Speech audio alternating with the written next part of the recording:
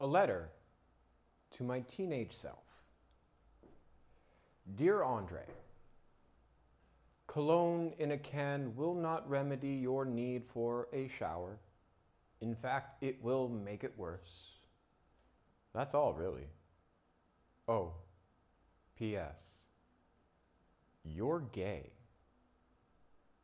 P.P.S. Don't worry. The first few steps out of that closet, you are going to feel like you are bungee jumping face first into a wasp's nest. Your stomach will land in your mouth. Your heart will ricochet so loudly you'd think it was saying Morse code for don't spill your guts, but you will say it anyways. Proving how you can Houdini your life out of a straight jacket, you will not regret it. As far as your peers are concerned, hun, chin up. Learn to hold your grace in the moments when you feel as awful as the names they've just called you. This chrysalis will feel like an iron maiden. But Lord knows the ugliest part of a butterfly has always been its cocoon, darling. You will emerge, tougher than any nail they had tried to pin your wings down with. You will learn to shine like a neon hallelujah. You will burn brighter than any lighthouse pulling moth away from flame, for if loneliness will teach you one thing, is that the only thing we have in this world is each other still. Your father struggles with homophobia.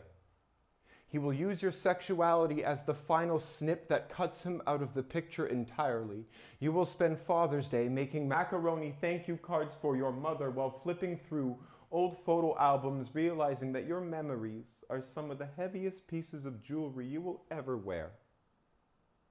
So learn to unpack your jewelry box into your journal, kid. Stop punching the walls. You're only hurting yourself. Besides, you have yet to learn the levitation act of forgiveness.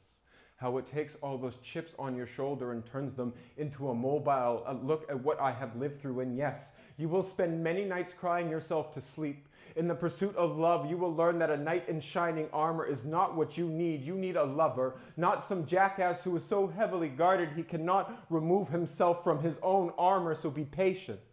Just because home is where the heart is does not mean you need to turn your chest into a doormat that proves it. And just like a doormat, there will be days when sadness shows up unannounced, an intrusive guest soiling your furniture with piss stains and tobacco burns. You will feel hostage inside your head, inside your home. You will learn to speak a dialect of battery acid. You will speak it with a serpent's tongue. You will desecrate your body like a ruined temple. You will self-destruct just to see if there's any semblance of self left to destroy. And in those moments and months of darkness, you will learn that you are the spitting image of everything you hate about yourself when you give up.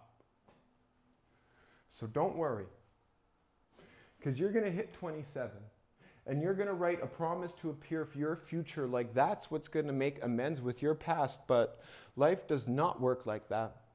It turns out life is a really awkward moment between the minute you're born and the second you die. Do not worry about figuring it out, because you will only die trying. Instead, allow everything to unfold.